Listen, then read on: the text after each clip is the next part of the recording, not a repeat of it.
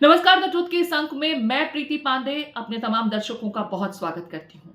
आज अपने अंक में हम बात करने जा रहे हैं ओडिशा के भुवनेश्वर के भरतपुर थाने में हुई एक ऐसी घटना की जिसे सुनकर हर कोई हैरान है।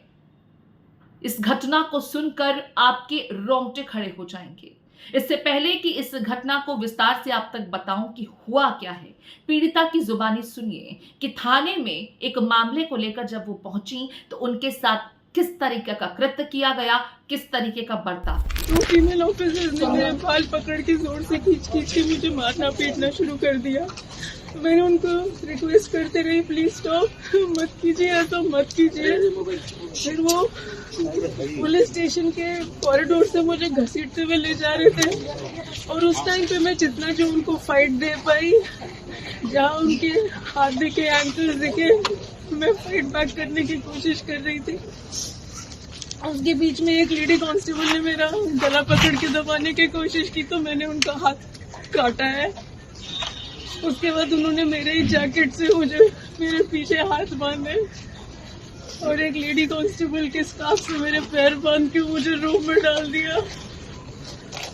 फिर थोड़ी देर में एक मेल ऑफिसर आके मेरा ब्रा उतार के मेरे ब्रेस्ट पे किक मारना शुरू किया कंटिन्यूसली।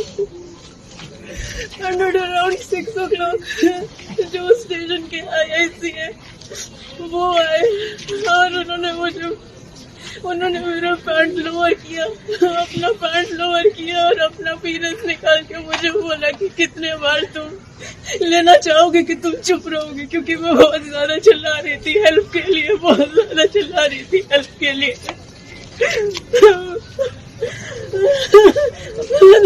Please please please. तो आपने सुना इस पीड़िता की जुबानी कि थाने में उसके साथ क्या हुआ।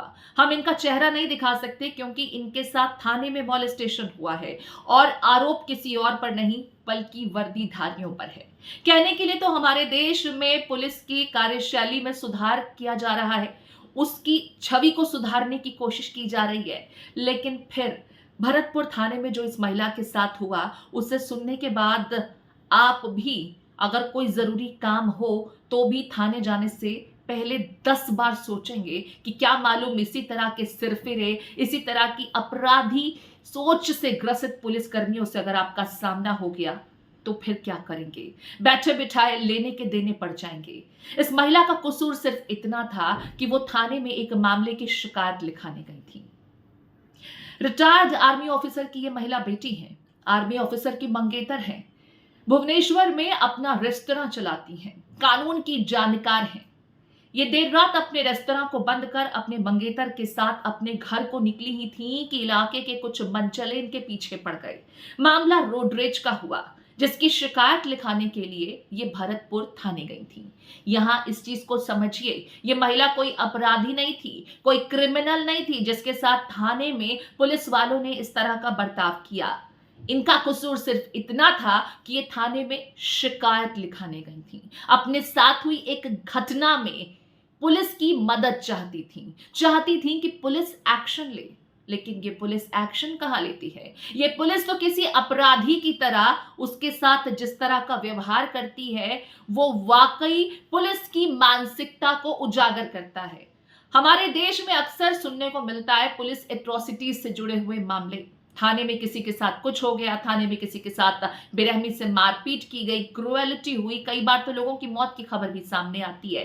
थाने में महिलाओं के साथ बलात्कार हुए हैं, इस तरह की खबरें भी समय समय पर देखने सुनने को मिलती हैं। इससे इनकार कोई नहीं कर सकता, होता है। ये हमारी फिल्मों में जो दिखाया जाता है भले ही उतना एक्सट्रीम ना हो लेकिन उससे कम भी नहीं होता। कम से कम इस महिला के साथ भुवनेश्वर में भरतपुर थाने में जो हुआ वो तो बिल्कुल किसी फिल्मी की कहानी की तरह ही है, लेकिन काश ये फिल्म की कहानी ही होता। ये हकीकत है, ये रील नहीं, रियल लाइफ में हुआ। महिला का कसूर सिर्फ इतना कि पुलिस वालों से उन्होंने गुहार लगाई कि मेरी सुन लीजिए, मेरी शिकायत दर्ज कीजिए, एक्शन लीजिए, जो लोग हमें छेड़ रहे हैं उनके खिलाफ कार्रवाई कीजिए।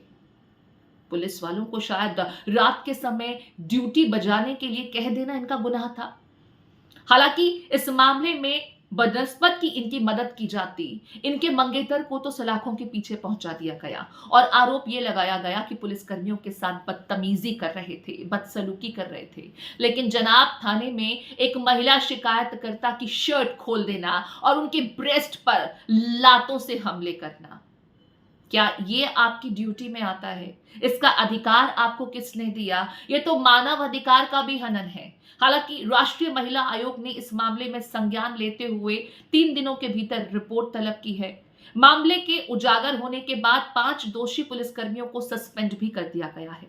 लेकिन मामला उजागर कब हुआ, ये भी आपको बता दूं।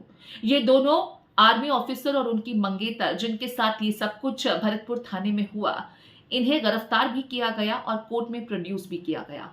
इन्हें हाई कोर्ट से बेल लेनी पड़ी, जिसके बाद बाहर निकले तो मीडिया कर्मियों को इन्होंने बताया कि इनके साथ थाने में क्या क्रूएलिटी की गई। कसूर सिर्फ इतना कि मदद के लिए ये लोग थाने पहुंचे थे और पुलिस कर्मियों से एक्शन को लेकर के अपील कर रहे थे। लेकिन पुलिस वाले तो शिकायत भी ठीक से लिखने को तैयार नहीं थे, एक्शन क्या लेते। उनको उनकी ड्यूटी याद दिला देना इन लोगों के लिए वाकई मुसीबतों का सबब बन गया।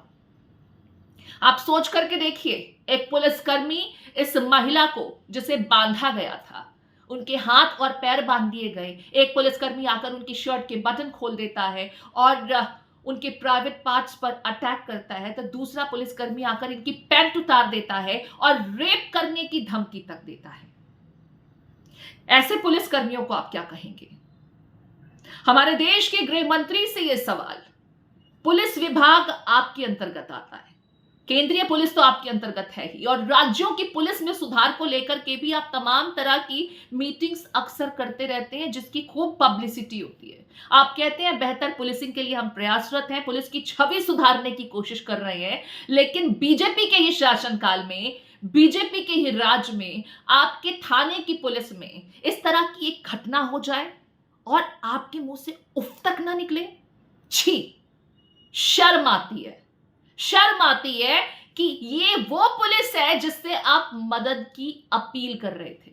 मदद देना तो दूर, आपने जो इस महिला के साथ किया उसका खौफ अब ताउम्र उनके जहन में रहेगा, उसे मिटा पाना आसान नहीं होगा। ये आर्मी ऑफिसर की बेटी थी कि हौसले अभी भी उनके साथ बने रहे और जो कुछ हुआ रोते रोते मीडिया कर्मियों को बयां किया। ऐसी घटनाओं पर हो हल्ला नहीं होता है, ऐसी घटना पर कोई सवाल भी खड़े नहीं करता है। क्यों? क्योंकि उक्त राज्य में बीजेपी का शासन है। अरे बीजेपी का शासन होने से क्या सर्टिफिकेट मिल जाता है कि राम राज्य आ गया? ये राम राज्य नहीं है, इसे राक्षस राज कहा जाता है और इसका जवाब आपको देना होगा। द ट्रुथ के तमाम दर्शकों से इस घटना को लेकर के उनकी क्या राय है, उनकी क्या सोच है। इस आर्मी ऑफिसर की बेटी और आर्मी ऑफिसर की मंगेतर के साथ भरतपुर थाने में जो कुछ हुआ, आप उसे किस तरह से देखते हैं? उन पुलिस कर्मियों के साथ क्या कुछ होना चाहिए? क्या सस्पेंशन काफी है? क्या इनके खिलाफ किसी क्रिमिनल की तरह एक्शन नहीं होना चाहिए? आपके जवाब का इंतजार रहेगा। द ट्रुथ के इस अंक में फिलहाल इतना ही। मुझे दीजिए इजाजत। नमस्कार।